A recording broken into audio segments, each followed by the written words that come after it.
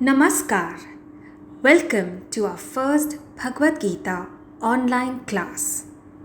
Every Saturday, Jayaji will help us understand how to apply this ancient wisdom in our modern lives. Register for free with the link in the description box to receive the YouTube link every Saturday. Join us with your family and friends every week for enriching sessions that will help you tap into your best. If you are in Delhi, experience the power of collective satsang at the in person talk series on Bhagavad Gita for an extraordinary life from 26th to 29th September, daily 6:30 to 8 pm at Kamani Auditorium. Invite your loved ones in Delhi to these talks. Your small act can help improve the lives of many. I now request Jayaji to start with chapter 1.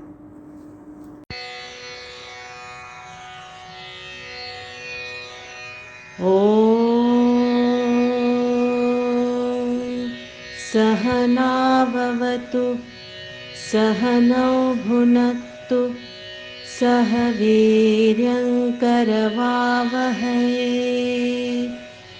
तेजस्विनावधीतमस्तु मा विद्विषावहै ॐ शान्ति शान्ति शान्तिः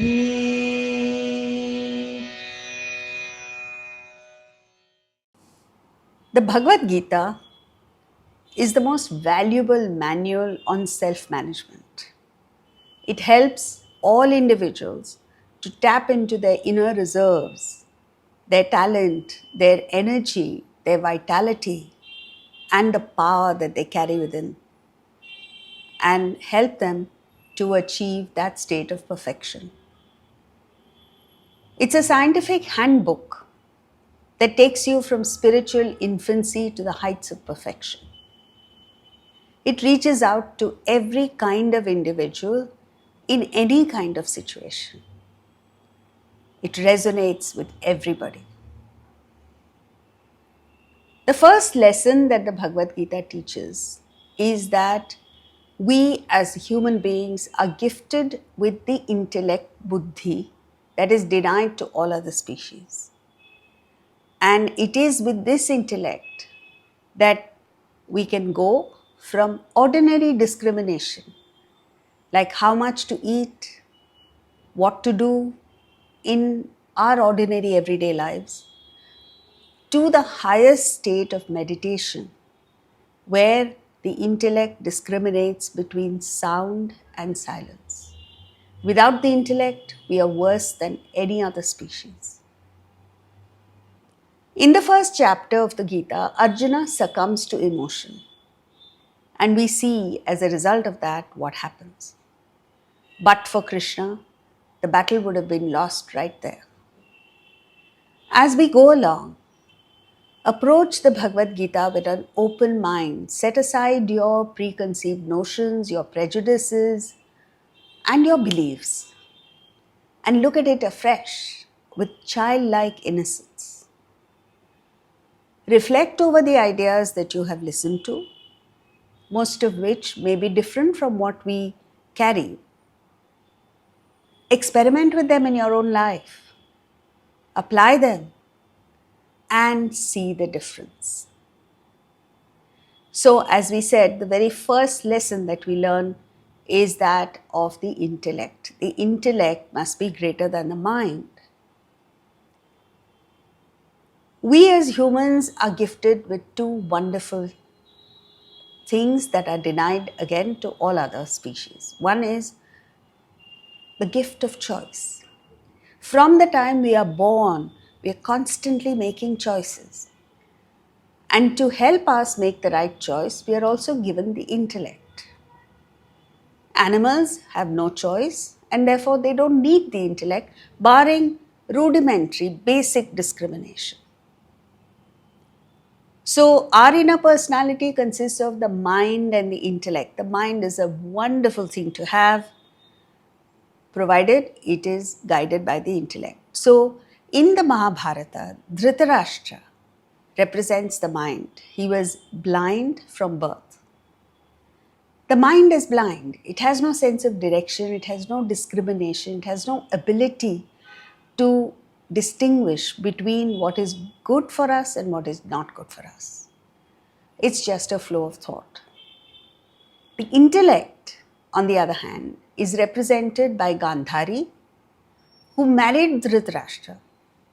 She could see, but from the time she married Dhritarashtra, she blinded herself. So, the mind by its nature is blind. The intellect has the capacity to see and discriminate.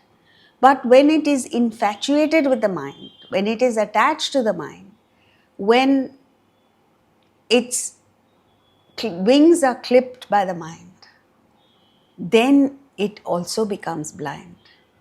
So, just as Dhritarashtra and Gandhari produced 100 evil sons, okay, just as when Gandhari married Dhritarashtra, the product was 100 evil sons.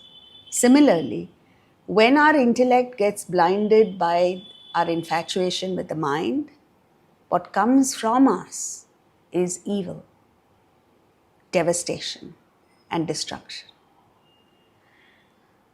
Let's look at the mind and the intellect in greater detail. The mind is fog. The moment you are overcome by an emotion, it comes in the way of your thinking. The intellect is like fog lights. It is able to see through the fog of the mind. The mind imagines things. Duryodhana, because of his greed, passion, desire, was blind to the fact. He imagined that the Pandavas were his enemies when in fact, factually, Yudhishthir, Arjuna and all the Pandavas had saved him from sure death. He didn't take that into account, and that was his undoing. The intellect sees reality. The mind tricks you. When the mind has a powerful desire, it holds the intellect hostage and does not allow it to think beyond the periphery of what the mind wants to do. In a simple poem called The Pond, a poem that is taught to children, there is a very deep philosophical message.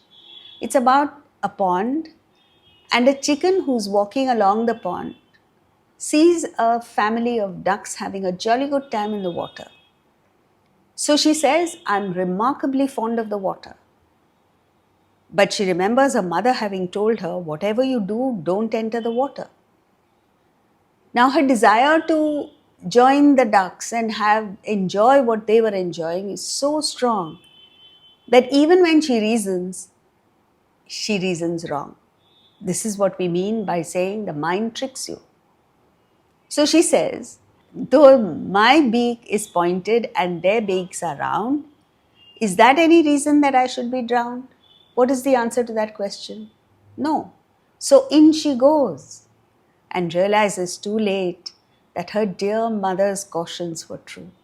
So this is how the mind tricks you.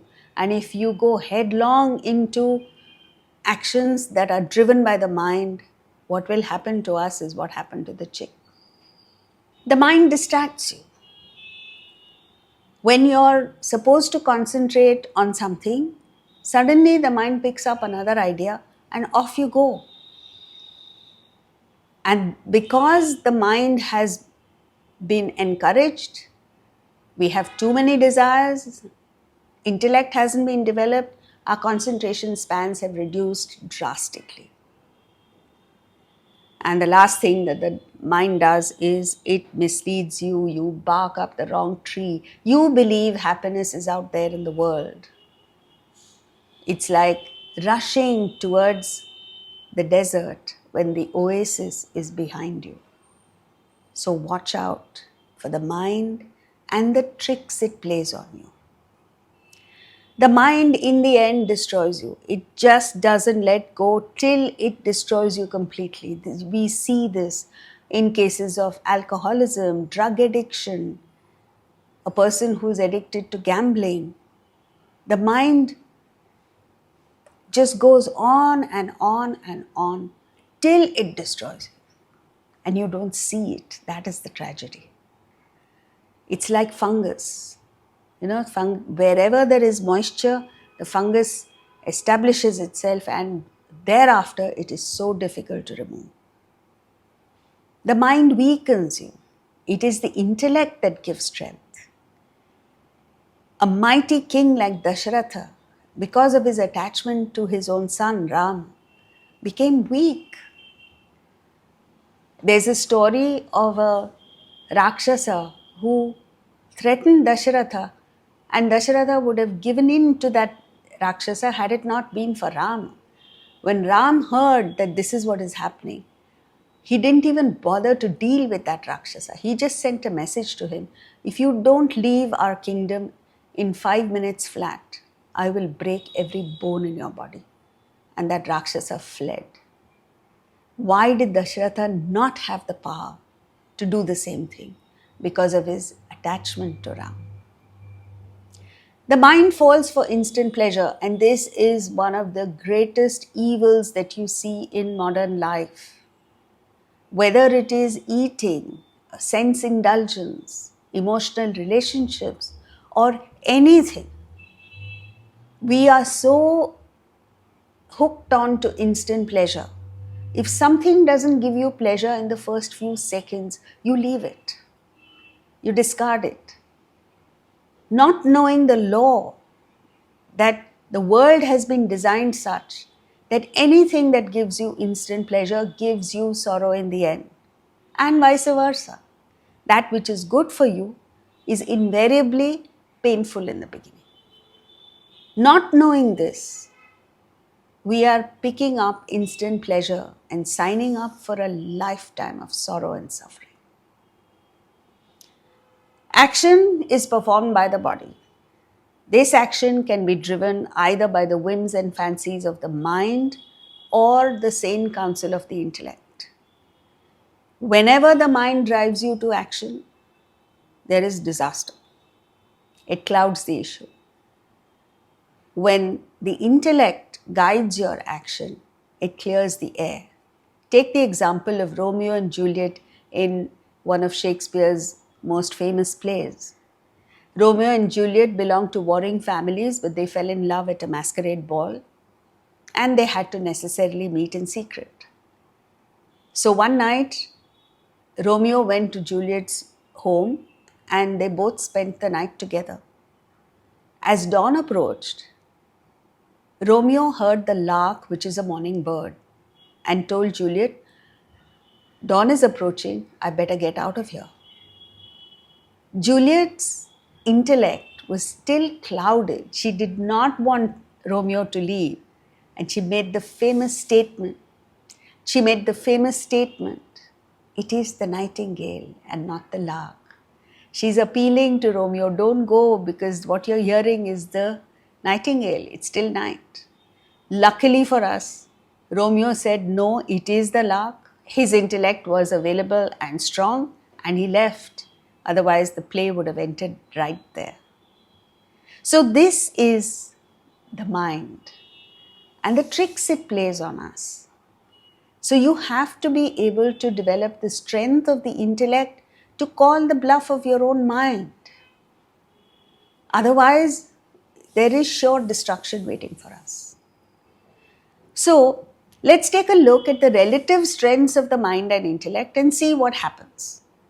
If 100% of your actions are supervised by the intellect, only then are you a totally sane person. If 25% of your actions are driven by the mind without the intervention of the intellect, and only 75% are intellectual, you're a sentimental person. You tend to get teary, you're prone to tears. It's harmless, but you do get overwhelmed by emotion. When discrimination falls to 50% and half your actions are driven by the mind, then you become eccentric.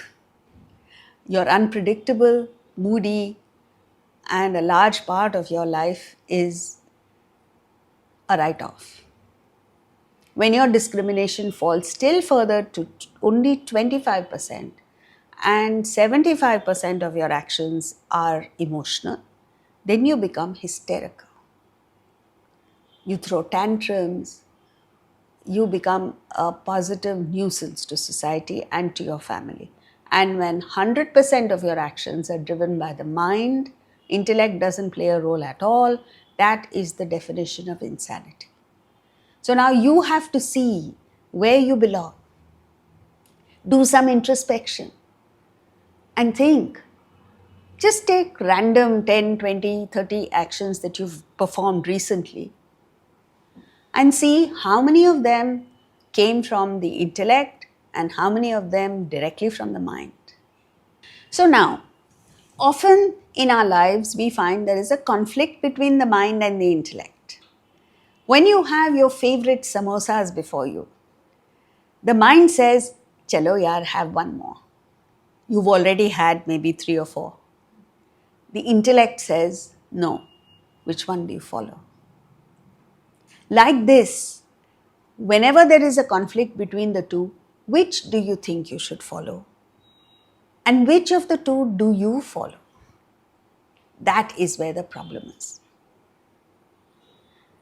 So, the message of the Bhagavad Gita is, before you perform any action, before you get into any interaction with the world, consult your intellect, existing intellect, and make a concerted effort to strengthen that intellect. Therein lies your success in the world.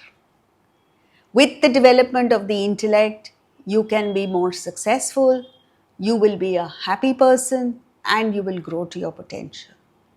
However talented you may be, if you don't have the intellect in place, if you don't have a strong intellect, sooner or later, you're going to go down the pathway to destruction. The Bhagavad Gita has an inherent program, an inbuilt program to help us develop the intellect and to use it all the time. Study the Bhagavad Gita, reflect over it, apply it in your life, and help spread this message to all human beings. This is a text that is not restricted to Indians or Hindus. It is meant for all of humanity.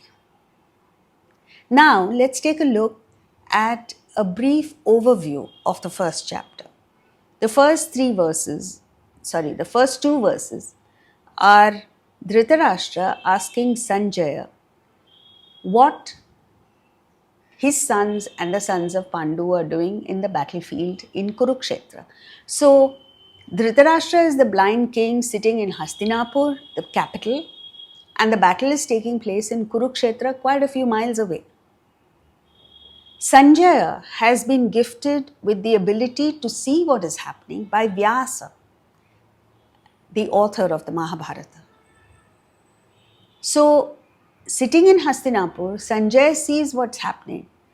Dhritarashtra is blind anyway, and he's more blind because of his attachment to his sons. He was the only person who could have stopped the war. And what a pity. All that death and destruction, the devastation that took place, could have been saved by this one man, Dhritarashtra, who refused to see the truth. This is what happens to us when we are attached. And all of us are attached to something or the other, someone or the other. Verses 3 to 11 are Duryodhana speaking to Dronacharya. He goes to Dronacharya and displays his arrogance, conceit, his insecurity, diffidence, and fear. Next few verses, 12 to 19, Bhishma sees the condition of Duryodhana, and out of sheer charity, Bhishma is an outstanding character in the Mahabharata who just does his duty. And he sees the condition of Duryodhana and says the commander-in-chief of the Kaurava forces cannot be in this condition. So he blows his trumpet to give confidence to Duryodhana. And it's a sign, in a way, of wanting to start the battle. Verses 20 to 25, Arjuna, who's all set for battle. He's the commander-in-chief of the Pandava forces. He knows he represents righteousness. He is very clear about the goal of that war, and he's ready for it. So he asks Krishna, his charioteer, to drive him between the two armies so that he may assess the strength of the enemy and strategize. But Arjuna has a deep-rooted negative attitude towards Duryodhana because Duryodhana has done untold damage to the Pandavas. And all that is weighing on Arjuna. Krishna knows that with a negative mindset, with hatred in your heart, you can't win any situation. In fact, the message of the entire Bhagavad Gita is don't hate anybody. You have no right to hate anyone. But take action when needed. Take decisive, prompt action. Even kill Duryodhana. So the whole thing is magnified to make us understand the message. He says, love them, but kill them if necessary. So Krishna understands Arjuna's negativity is coming in his way of clarity of thinking. And to help remove that, he takes him in front of Bhishma and Drona because Arjuna says, drive me between the two armies so that I may see all these warriors arrayed here who have come to please Duryodhana. He is being judgmental. So Krishna takes him before Bhishma and Dronacharya to prove to him that here are stalwarts who have come not to please Duryodhana, but just to do their duty. Hoping that Arjuna would also get inspired by the same and go back to just doing his duty instead of passing judgment on people. But it has a completely different effect. And so in the next few verses, 26 to 30, Arjuna sees, but he isn't inspired by Bhishma and Drona. He sees relatives. He sees brothers-in-law. He looks at the entire scenario from a personal standpoint. He has no right to do that. He is there as a prince. He is there as a warrior. He represents righteousness. He represents the country. He can't be looking at brothers-in-law. A warrior sees only warriors. And that, in any situation, most of us are not going to be fighting wars. We are not warriors. But we are warriors when we face challenges in life. In life, when you're doing your duty, when you're performing your activities, you cannot afford to look at the situation from an entirely personal angle. That destroys the whole thing. And that's exactly what happens to Arjuna. The mind takes over in the next few verses, 31 to 37. And he makes a declaration. Na rajyam, na sukhani, I'm not here. I don't want the kingdom. I don't want victory. I don't want the pleasures of the kingdom. And he lays down his bow and arrow and refuses to fight. So this great warrior, Arjuna, collapses completely because he allows his mind to overwhelm the intellect. This is the situation. So let's begin with verse 1. Dhritarashtra उवाच धर्मक्षेत्रे कुरुक्षेत्रे समवेतायुयुत्सवः मामका पाण्डवाश्चैव किमकुर्वत Sanjay. Dhritarashtra said, O Sanjaya, what did the combative sons of mine and Pandus do, gathered on the holy field of Kurukshetra? The very first word of the Bhagavad Gita begins with Dharmakshetra. Dharmakshetre Kurukshetre.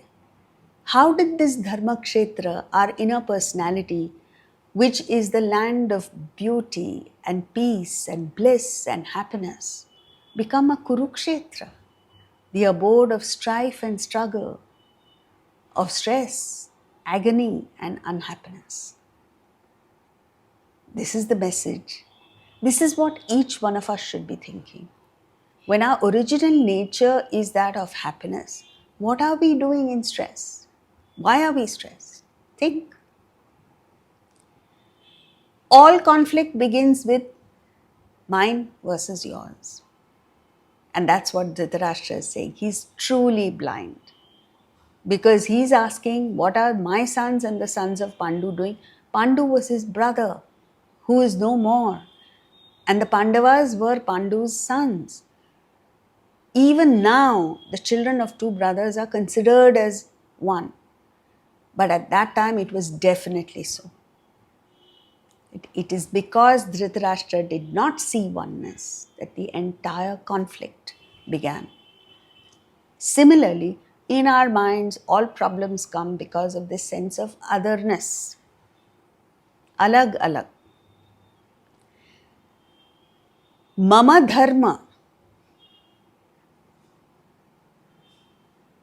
The last verse ends with the word mama. So the entire Bhagavad Gita is sandwiched between two words. Dharma, chapter 1, verse 1, begins with the word dharma. And mama, verse 78 of the 18th chapter ends with the word mama. The entire Bhagavad Gita talks about mama dharma, my dharma. What is your dharma? We believe our dharma is the body, mind, and intellect. Dharma means different things in different contexts, but in this context, it means essential be, just as the dharma of fire is heat and light. The dharma of sugar is sweetness. Similarly, what is your dharma? It is not the body, it's not the mind, it's not the intellect, it is Atman, the spirit, yourself. And the entire Bhagavad Gita is there to introduce yourself to yourself. Because you've lost sight of yourself. You don't know who you are. And until such time as you know who you are, you will always make mistakes in life. You'll always suffer. So, verse 2. Sanjay उवाच दृष्ट्वा तु पाण्डवानीकम् व्यूढम् दुर्योधनस्तदा आचार्यमुपसङ्गम्य राजा वचनमब्रवीत्. Sanjaya said, Sanjaya replies, seeing the Pandava army in battle formation, King Duryodhana approached the preceptor and said, now, Sanjaya means well controlled. He is the commentator of the entire Bhagavad Gita. And throughout the Gita, he can't help but show his immense respect and regard and admiration for Krishna. This comes up in almost every chapter, whenever he speaks.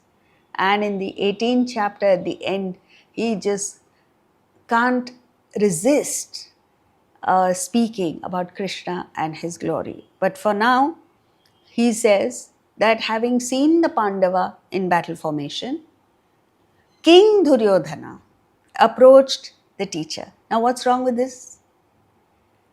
Either it should, suppose he had said, King Duryodhana approached Dronacharya, it would be fine. If he had said, Duryodhana approached the teacher, it would be fine. But you can't say, see, this is indicative of Duryodhana's arrogance. When you approach a teacher, you must approach in all humility, which is why in India we have the custom of touching the feet of the Guru. And that signifies that, in fact, in earlier times there used to be a Sashtang Namaskar, which meant that your head and heart are in line with the Guru's feet. It indicates surrender of your ego. Only then is there intake of knowledge. But here he is approaching Dronacharya with arrogance. Dronacharya was the son of the sage Bharadwaj. Though he was a Brahmin, he was a mighty warrior. And he was the guru of both the Pandavas and the Kauravas. An extraordinary person. Such a person you approach with arrogance. The beauty of it is, Dronacharya kept silent right through Duryodhana's rambling. Verse 3. पश्यैतां पाण्डुपुत्राणाम् आचार्यमहतीं च मूं व्यूढां द्रुपदपुत्रेण तव शिष्येण धीमता. O teacher, see this powerful army of the sons of Pandu, marshalled by your wise disciple, the son of Drupada. With this verse, we begin the second topic of this chapter. Duryodhana speaks, verse 3 to 11.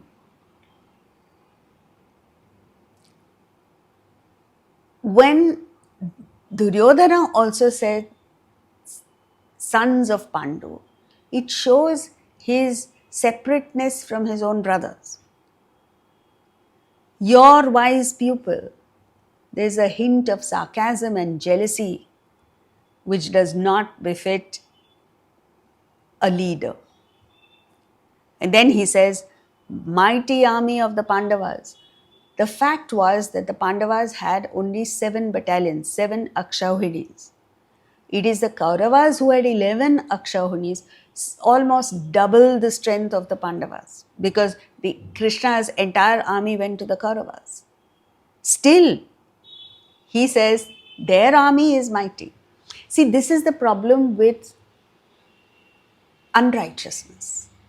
When you know you've done wrong, Dronacharya was the guru of both the Pandavas and the Kauravas, and he had taught them warfare. Duryodhana is tormented by fear, bitterness, jealousy, and hatred. All these come in the way of your normal functioning. And here, in the battle, Duryodhana is expected to come up with his best.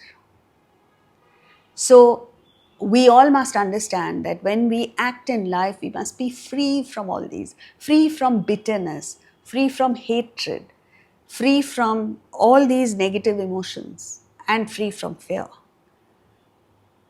There was a doctor who spoke and said that one of the primary causes of cholesterol is this negative mindset, hatred.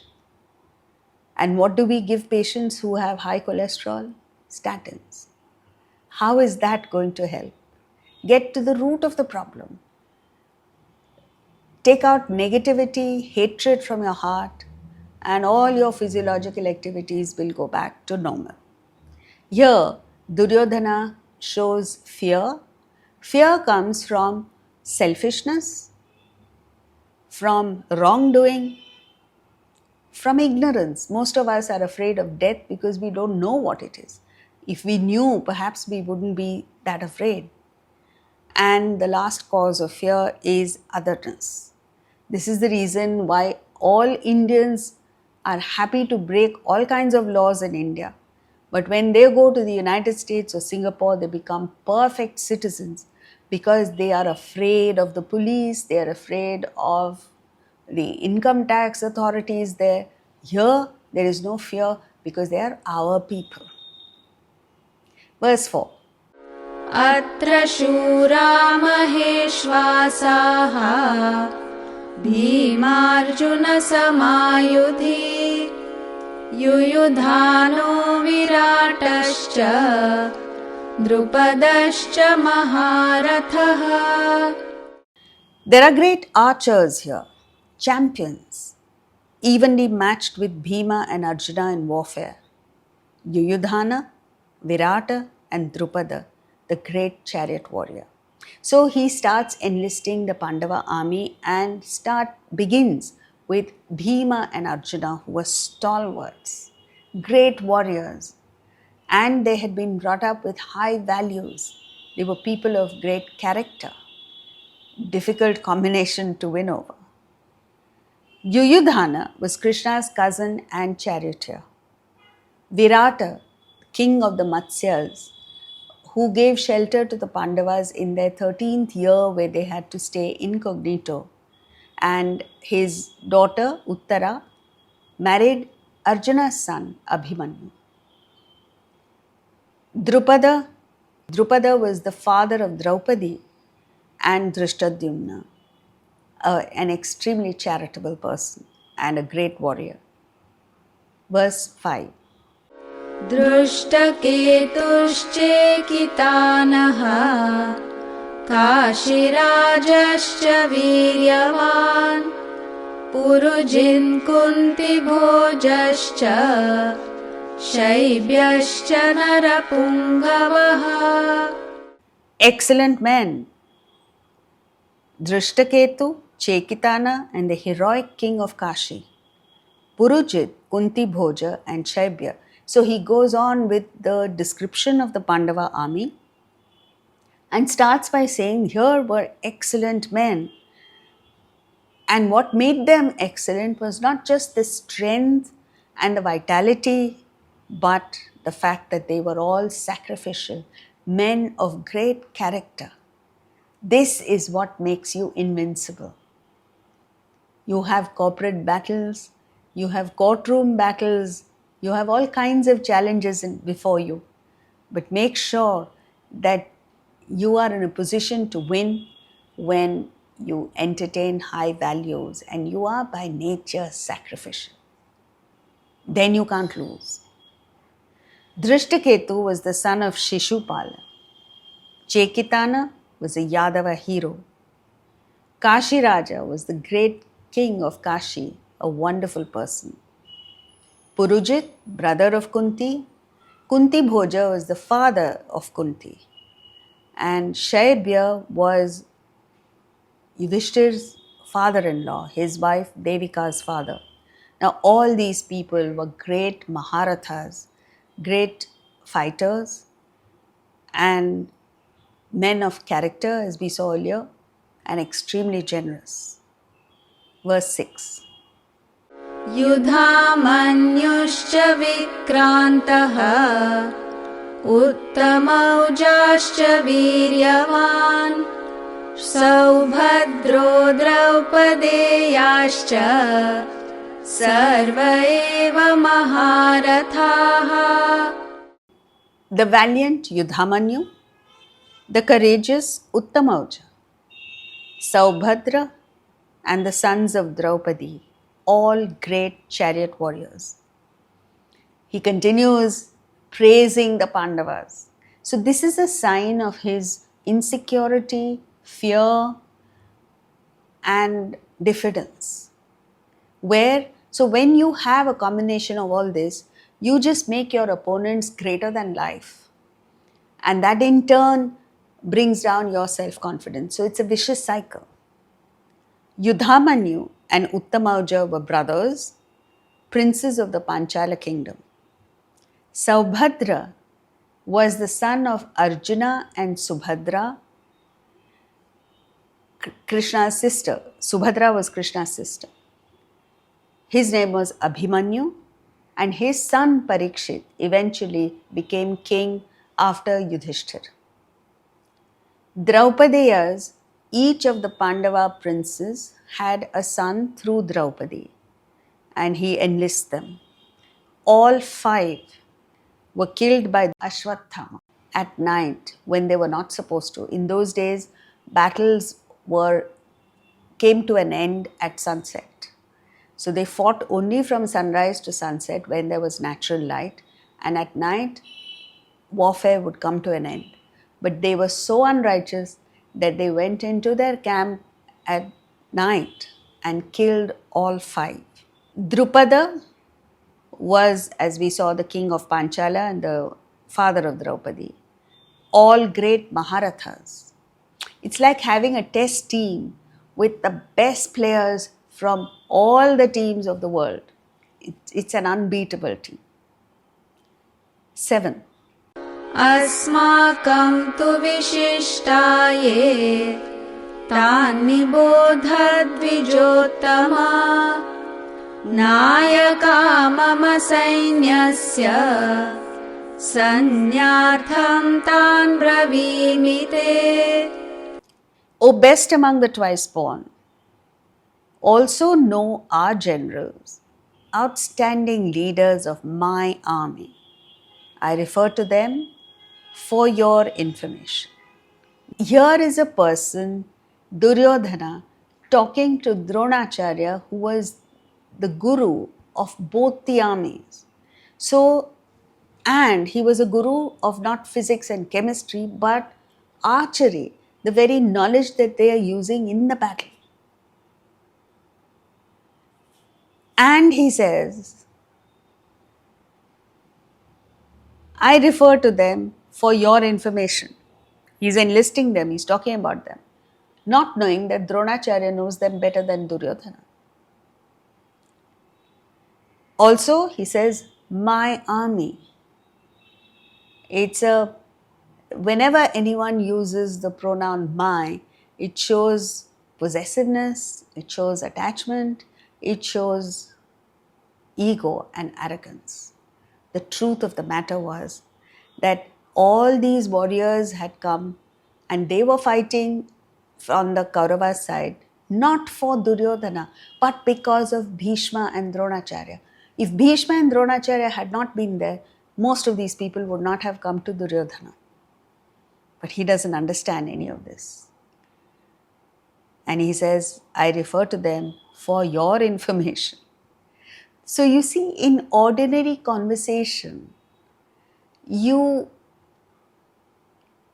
say I, mine, unnecessarily. And this is a sign of your ego. The interesting thing is, the least endowed people have maximum ego. The people who are at the top, the greatest physicists, the greatest cricketers, the greatest human beings, are free from ego. So you have to watch, you have to be objective and take a look at how you conduct yourself, how you speak in normal conversation. Does I, me, mine come up to the forefront? Then you have a long way to go. You have to battle your ego. Like for instance, if somebody asks you, I went shopping and I got this. Which of the two do you like? If you are not egoistic, you will say this one or this one. But most of us say, I like this. Who asked you to say I?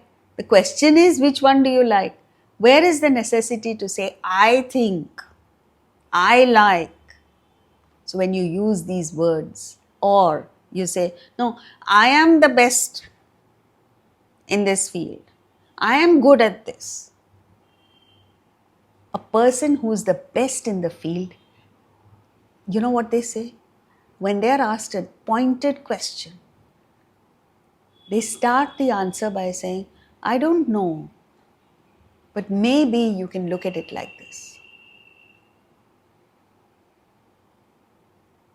So you see, most people are ignorant, so they are not able to see. But a wise person will immediately pick up when you say, I'm good. I'm good at art. Then you know how good the person is. So, for your information, my army. Next verse.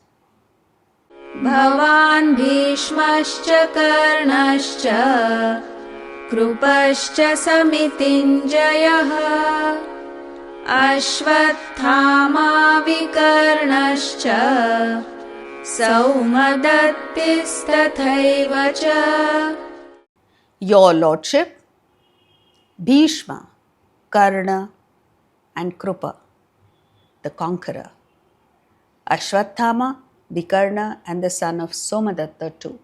Now, even though he is arrogant, he is insecure and fearful, and in this, although they have mighty warriors in the Kaurava side, in his mind, he has enlarged the entire Pandava forces. We see this because he spends 4 verses in enlisting the Pandavas and only 1 verse in enlisting the Kauravas. So, to begin with, he says, Your Lordship, Dronacharya. Here was a person who was their guru, an outstanding warrior.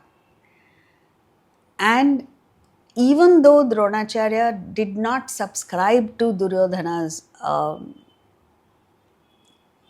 ambitions, he was only a soldier in the army. So he fought. So also Bhishma. The day Bhishma gave up the right to the kingdom, he was an ordinary soldier. And the soldier's role is to follow orders, not to take decisions. Like I said, theirs was just to do and die. Theirs was not to question why. So an ordinary soldier can't question. And Bhishma and Dronacharya followed it to the T. With grace, with dignity, and with all their heart. Bhishma was the son of Shantanu and Bhagirathi. His original name was Devavrata. He acquired the name Bhishma, which means a terrible vow, when his father fell in love with a fisherman's daughter. And the fisherman, in his mind, decided that he would not give his daughter in marriage to Shantanu, the father, because Bhishma was already there and he would become king.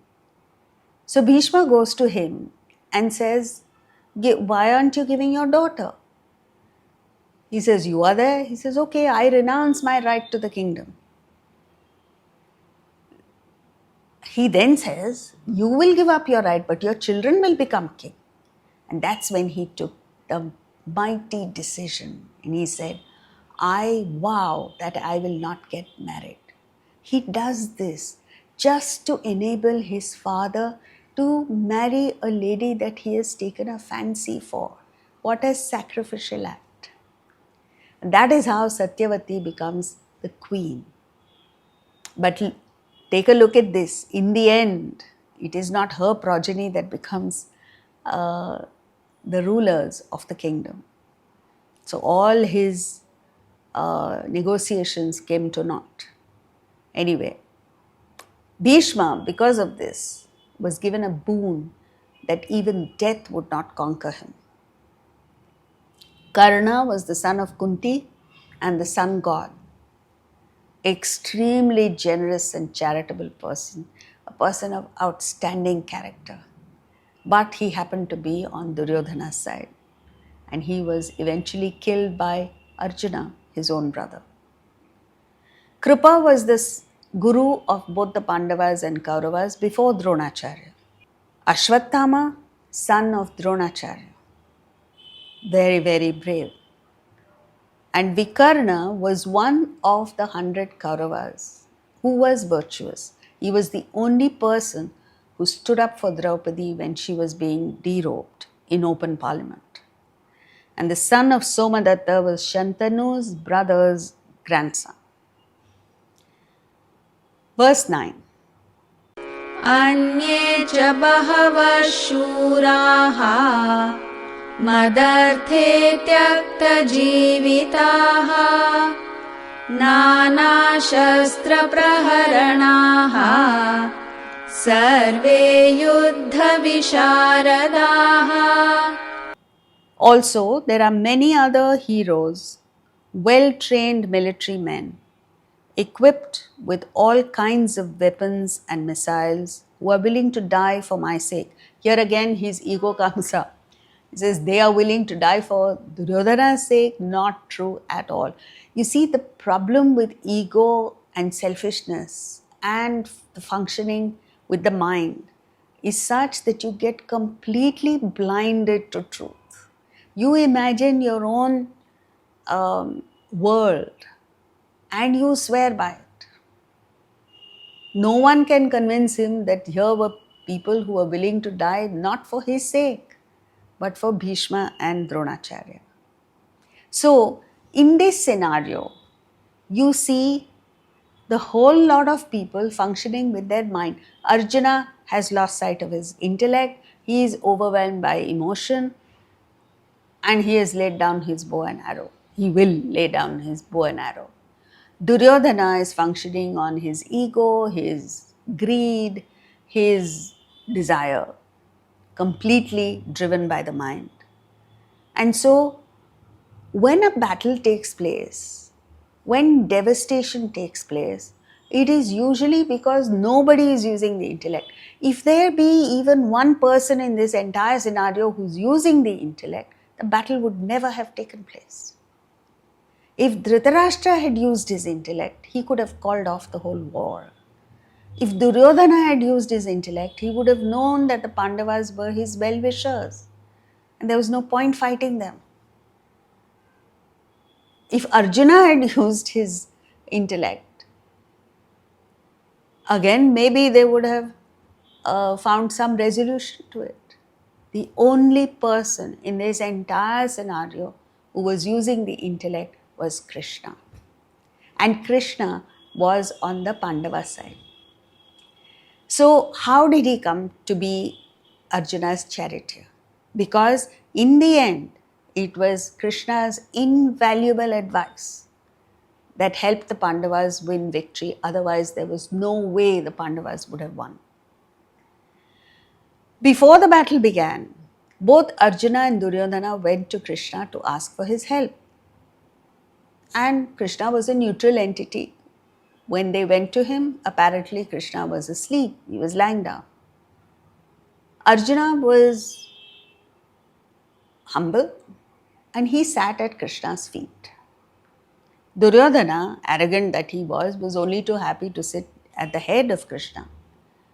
Now, when you're lying down and you wake up, the first person you see is the person who's at your feet. He saw Arjuna first, and he got up and he saw Duryodhana and he said, to what do I owe this tremendous good fortune of having two princes coming to me? Now, they both asked for help in the battle. Krishna said, look, I'm neutral, so I will divide my resources equally between the two of you. I will give my entire army, my ammunition, everything to one person. And the other person will get me alone, unarmed, and I will not fight. So, he said, fine. But whom to give the first choice to? In all fairness, since he saw Arjuna first, he gave him the first choice. Without batting an eyelid, Arjuna said, I'll take you, Krishna. That very moment, Arjuna won the battle. So, the message is, in any endeavor, it is clarity of thinking that helps you win. And it is Krishna's clarity of thought that helped Arjuna win. We need to develop that clarity of thought, which comes from the strength of the intellect. So, this is Duryodhana, whose mind is playing up, ego is playing up. And he continues in verse 9. Also, There are many other heroes, well-trained military men, equipped with all kinds of weapons and missiles, who are willing to die for my sake. Sorry, I had said that earlier. No? Okay. Verse 10. अपर्याप्तं तदस्माकं बलं भीष्माभिरक्षितं पर्याप्तं त्विदमेतेषां बलं भीमाभिरक्षितम्. Our army is unlimited, protected by Bhishma, while their army, under Bhima's protection, is limited. Now, factually, this statement is correct because, however brave Bhima may have been, Bhishma was invincible, way ahead of Bhima. So, he's just stating a fact. But the word aparyaptam also means insufficient. So, while he's making a statement of fact, behind this is his insecurity and diffidence, because in spite of this superiority, he still feels that his army is insufficient, and to some extent he has a reason for this, because Bhishma followed the rules of warfare to the T. And in the Pandava forces was Shikhandi, who was born a girl. Her name was Shikhandini. And she changed her gender and became a man. That's how he was fighting the battle. But in Bhishma's mind, Shikhandi was still a woman. And a warrior never fought a woman in those days, a righteous warrior. And so he knows that there was the weakness. Bhishma would not fight Shikhandi. So there is this conflicting emotions in Duryodhana. And again he says, my army, and displays his ego and arrogance. So now, we finished early. Now what to do? What is that story you said? Majburi.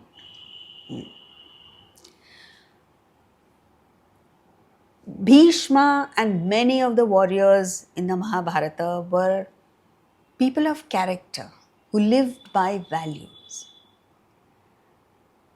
A video I saw recently was an amazing video about a villager, a farmer, a poor farmer, who goes to a rich man and says, I want to sell my land. So he asks him, for how much do you want to sell your land? He says, for 50,000. Now this rich man knew that the value of the land was much more than that. So he said, why do you want to sell it for 50,000? I will give you 2 lakhs for it. So the poor farmer says, I don't mind giving it for even less than 50,000, but I just need the money desperately. So the rich man asks him, but why are you in such a desperate hurry for the money? He says, I want to get my daughter married. I need to get my daughter married and I don't have money, so I want to sell my land. The rich man says, how much money do you need for the wedding? So he says, 50,000. He says, immediately, I will arrange for the 50,000 and give it to you. You don't have to sell your land. I will not buy the land. I'll give you that 50,000 and you conduct your daughter's wedding. So the farmer asks him, but why are you doing all this? He says, look, I can't take advantage of your majburi. This is a distress sale. You are in distress and you want to sell it for much less than what it is worth. I can't take advantage of that. So you see, there have to be some norms that you follow, some values that you live by. You can't be doing things randomly just because you see a profit there. And that is what is happening in today's world. the fact of the matter is, you cannot become extraordinarily rich in life if you uphold values to the T. Because you will not take advantage of a person's weak position. You will give him his due share. In the process, you may not become extremely rich. But remember that we all have to die. And the day we die, we're not going to carry our wealth with us, but we're going to carry our values with us. And the law of karma functions. Similarly, in our country, we have this, I don't know how we've got this horrible custom of not giving enough value to our own girl children. So when a father has a son and a daughter, he will give all his wealth to the son and either give nothing to the daughter or a pittance to the daughter. Don't you think that's unfair? Just because she is a girl and she's going to get married and go elsewhere and your money will go with her. What a horribly selfish attitude to have in life. And somewhere we need to break these systems. This is just one example.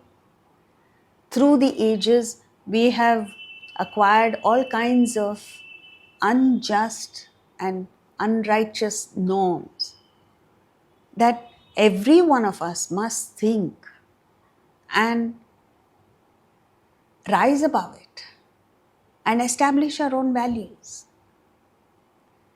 Otherwise, what is the meaning of Raksha Bandhan? You just get a Rakhi tied around your wrist, but when it comes to actual practice, you're not able to live by that value. So, the call to action. Number one, we need to consult our existing intellect. And intellect consists of two distinct factors. One is gross intellect, tikshna buddhi, which distinguishes between pairs of opposites in the world where there is no value judgment, like black and white, profit and loss. And the second is sukshma buddhi or conscience, where you distinguish between the higher and the lower, between right and wrong, between spirit and matter. And it is this sukshma buddhi that takes us to God. Vedanta, the Bhagavad Gita, has the unique ability of sharpening both the gross intellect, tikshna buddhi, as well as the subtle intellect, sukshma buddhi. So as a result of this, you will be an extraordinary success in the world. Nobody will be able to take you for a ride. And you will achieve the ultimate objective of reaching God, the state of perfection, enlightenment, self-realization.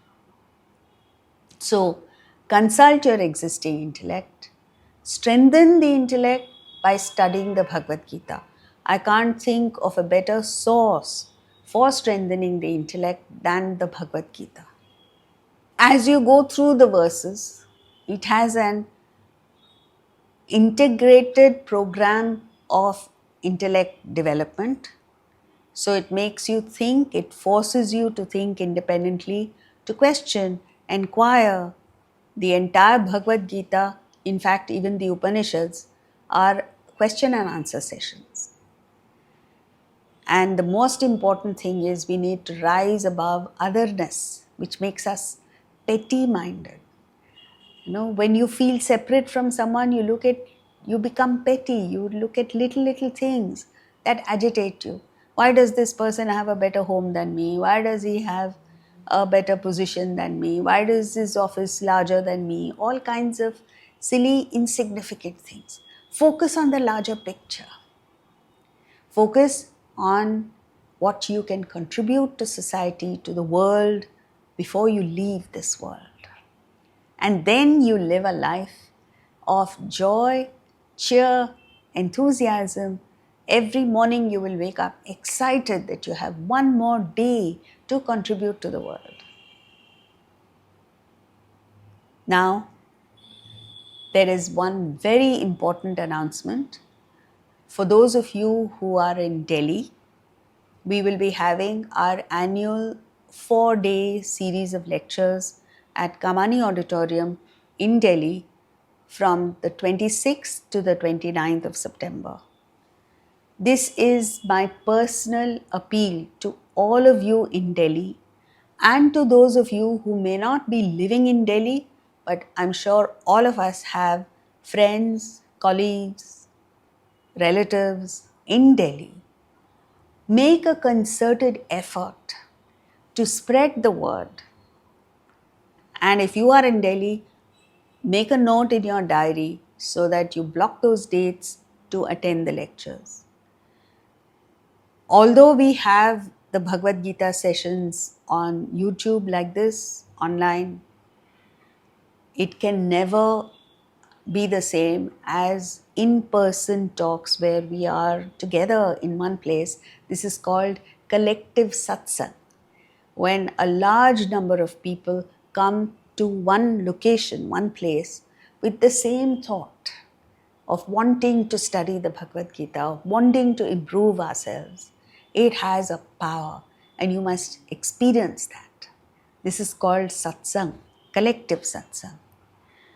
So, join in this endeavor to empower people with the wisdom of the Bhagavad Gita, with the strength of the intellect, with knowledge, so that people may become happier and unnecessary suffering can be removed. Now for the take-home points. The first lesson that the Bhagavad Gita teaches us is the importance of the intellect. So consult your existing intellect and make a determined effort to develop that intellect. We will be continuing with these sessions every Saturday, 6 to 7:15 p.m. So the following Saturday, we will continue with verse 11 of the first chapter onwards. So make sure you attend. Again, pass on the link to your friends and colleagues so that they may also benefit from this. Think, what is your dharma?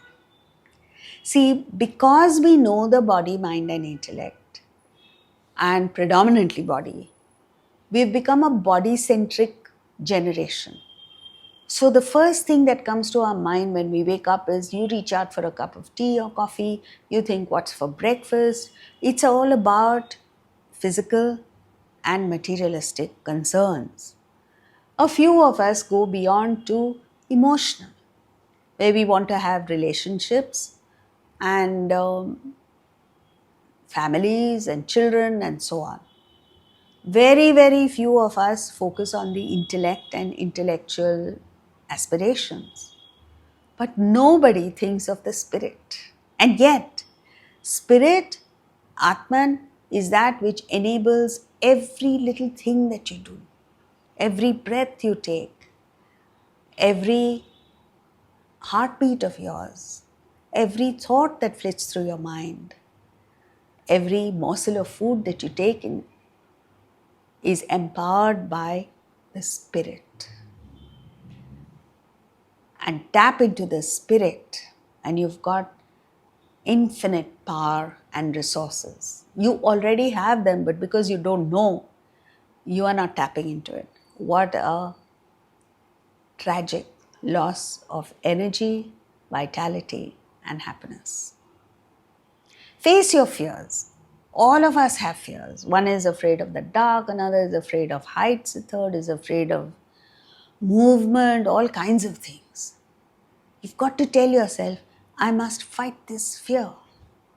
When Swami Vivekananda was in Banaras and a group of monkeys started chasing him, he was running. So a sadhu sitting by the roadside said, face the brutes. And he repeated this again and again. So Swami Vivekananda stopped, turned around and just looked at the monkeys. and they fled. So this is it. As long as you're running away from something out of fear, you'll always be afraid. There'll always be something tormenting you. So just stop, turn around and face your fear. It'll go. And what power it gives you. Wrongdoers will always be insecure. So make sure you're on the side of righteousness. This is the greatest power that anybody can have.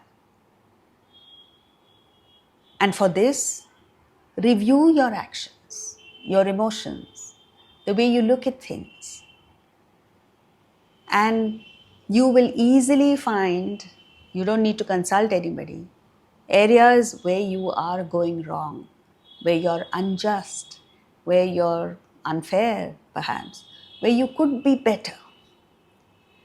And when you embark on this program of self-improvement, of watching where you're going wrong and making a genuine, sincere attempt to correct yourself, it is so empowering and it makes you feel light.